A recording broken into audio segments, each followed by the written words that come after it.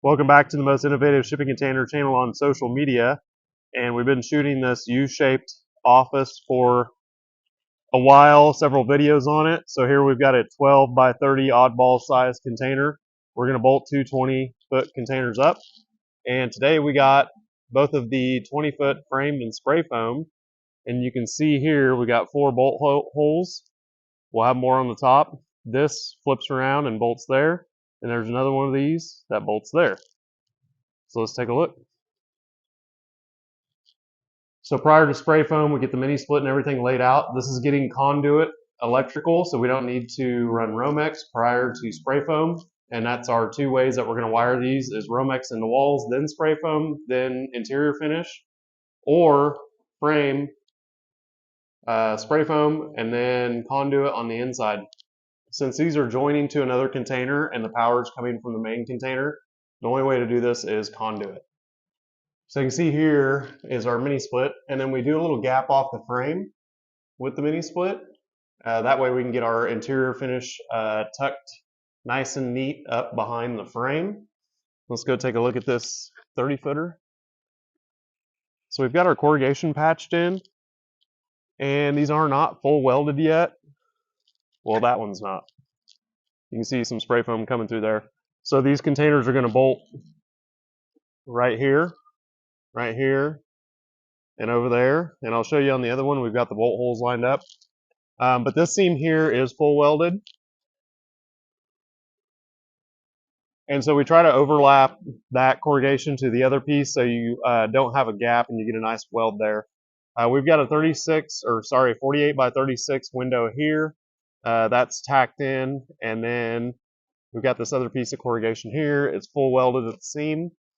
And when we get done with this, you won't really be able to tell that that was patched in there. We will grind it and prime it and paint it. And so this container kind of looks like a mess right now.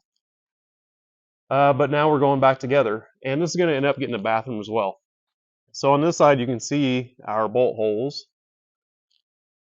there. And one more cool thing I'll show you on this container, because it's going to have interior finish, we're not going to be able to get to the nuts. So what we did was we welded the nuts like an insert there. So you bolt from the main container, go right into those nuts, and everything lines up perfect. We've jigged these out. So let's take a look at the other one. All right, as I'm passing by, I'll go ahead and show you guys some of these decks. This is a deck on top of a deck. This one's going to have the boards running this way. That's how the customer wanted them. The deck below is going to have the boards running this way. So you can see sort of 2 different styles here of basically how to build a deck. And you can see our 1-bys. This is actually the bottom of this top deck.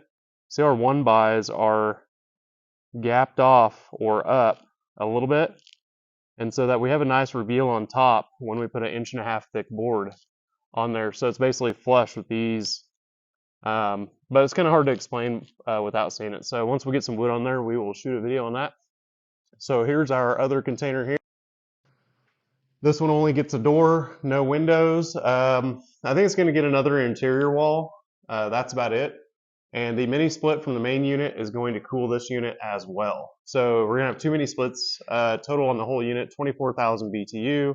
They recommend 20 BTU per square foot, so that'd be 24,000 BTU of cooling, and so we're way overkill on this project with the mini splits. So I will keep shooting videos as we go along on this U-shaped office. We've got another 40-foot here.